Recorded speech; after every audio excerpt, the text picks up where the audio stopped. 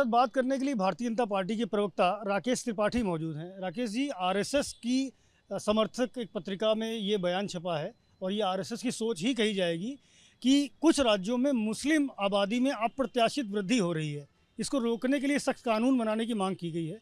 क्या प्रतिक्रिया देंगे इस पर? देखिए, ये बात सच है और तथ्यात्मक है कि कई सारे जिलों में, कई सारे राज्यों में आज परिस्थितियां इस तरह की बनी है जहां डेमोग्राफी चेंज हुआ है।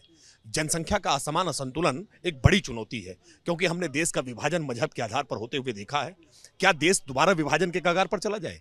इसलिए निश्चित तौर पर इस चिंता पर दलगत राजनीति से ऊपर उठ करके सभी राजनीतिक दलों को सोचना होगा कि आखिरकार ये डेमोग्राफी चेंज करने का एफर्ट क्यों किया जा रहा है, इसके पीछे क्या कारण है। क्या इसमें किसी अंतर्राष्ट्रीय षड्यंत्र का शिकार तो नहीं हो रहे हैं? क्या इसके पीछे किसी प्रकार के संप्रदायवाद को हावी तो नहीं किया जा रहा है? निश्चित तौर पर ये गंभीर सवाल है। इन गंभीर सवालों का जवाब ढूंढना होगा। जनसंख्या का बढ़ना एक चुनौती है, लेकिन जनसंख्या का असमान असंतुलन ये एक उससे भी बड़ी चुनौती है।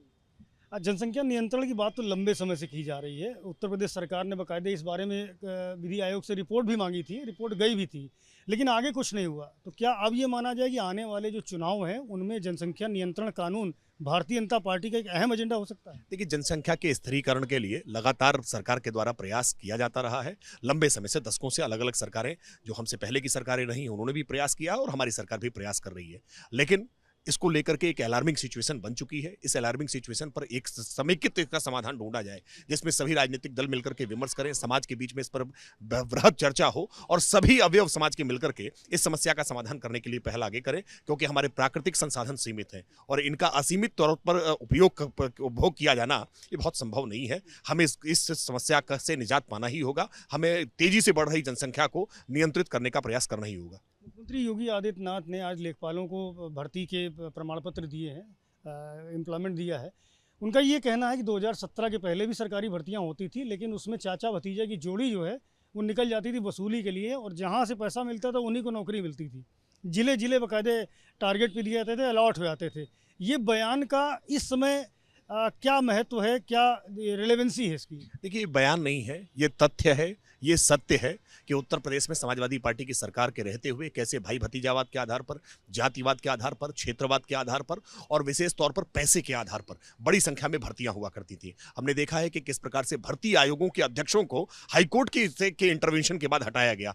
भर्ती आयोग में उन्होंने भ्रष्ट लोगों को शामिल कर लिया था। इस भ्रष्टाचार से निजात उत्तर प्रदेश की जनता ने, उत्तर प्रदेश की युवाओं ने दिलाने का काम किया जब 2017 में योगी आदित्यनाथ जी के नेतृत्व की सरकार बनी। 2022 में एक बार पुनः प्रचंड बहुमत देकर के जनता ने फिर सरकार बनाई और आज 6 लाख से ज्यादा सरकारी नौकरियां बिना किसी भाई भतीजावाद, बिना किसी जातिवाद, बिना किसी क्षेत्रवाद, बिना किसी पैसे के, ट्रांसपेरेंसी के आधार पर हमने देने का काम किया है। और इसीलिए आज जनता में, युवाओं में उत्तर प्रदेश की योगी आदित्यनाथ सरकार लोकप्रिय है। हम हर सरकार के नियुक्ति पत्रों को सार्वजनिक तौर पर सबके बीच में डंके की चोट पर बांट करके दिखाते हैं कि इसमें कोई गड़बड़ी नहीं हुई है, किसी प्रकार की कोई धांधली नहीं हुई है। हाथरस कांड हुआ, सरकार ने एसआईटी का गठन किया, एसआईटी ने रिपोर्ट दी, लेकिन बाबा को क्लीन चिट मिल गई। अब बसपा सुप्रीमो मायावती ने इस बात को कहा है कि ये बड़ा चौंकाने वाला है कि जिस तरह से भोले बाबा, जो सत्संग के पूरे आयोजक थे, मुख्य वक्ता थे, उनको क्लीन चिट दे दी गई, जबकि उन पर सख्त कड़ी कार्रवाई की जानी चाहिए थी, उन पर शिकंजा कसा जाना चाहिए था। देखिए, मायावती जी का ये पूरा बयान प्योर राजनीतिक है। वो एक राजनीतिक बयानबाजी करने का काम कर रही है। एक दुर्भाग्यपूर्ण, दुखद घटना रही है, उस पर इस तरह की राजनीतिक बयानबाजी जिससे नफा नुकसान ढूंढने का प्रयास हो रहा है। क्योंकि जिन बाबा पर यह आरोप लगाने के बाद मायावती जी कर रही है, उन बाबा की नजदीकियां समाजवादी पार्टी के सुप्रीमो अखिलेश यादव जी के साथ जगजाहिर है। तो उनको लगता है कि बाबा के अनुयायी समाजवादी पार्टी के वोटर्स हैं, वो बहुजन समाज पार्टी का कैडर नहीं है, इसलिए वो उनके साथ आज इस तरह की बातें कर रही है। लेकिन भारतीय जनता पार्टी की सरकार इसके आधार पर विचार नहीं करती है। देखिए, एसआईटी की रिपोर्ट अभी प्राथमिक रिपोर्ट है। प्राथमिक रिपोर्ट में किसी को क्लीन चिट नहीं दी गई है, बल्कि अभी साजिश से इनकार भी नहीं किया गया और गहनता से जांच के लिए अपेक्षा की गई है। एक जुडिशियल कमीशन काम कर रहा है, एक विवेचना हो रही है, एफआईआर दर्ज है जिसमें विवेचना हो रही है, कुछ गिरफ्तारियां हुई हैं, आने वाले समय में और भी गिरफ्तारियां होंगी और भी पूछताछ होंगी। अभी जांच का दायरा बहुत विस्तृत है, बढ़ेगा। इस मामले में दूध का दूध और पानी का पानी होगा। अखिलेश यादव ने कहा है कि अयोध्या में जमीनों का जो खेल है वो बदस्तूर जारी है। कई नए नाम निकल के आए हैं, कई अधिकारियों के, कई नेताओं के, जो बड़े मजे से अयोध्या में ज़मीनों का खेल कर रहे हैं और सरकार की नज़र उन पर नहीं पड़ती, क्योंकि वरद हस्तन सबको प्राप्त है। देखिए, जमीनों के मामले में समाजवादी पार्टी की सरकार का एक कुख्यात इतिहास रहा है। समाजवादी पार्टी की सरकार में जिस तरह से सरकारी जमीनों पर कब्जे हुआ करते थे, हमने आज आजम खान के कब्जे से कई सारी सरकारी जमीनों को छुड़ाया है।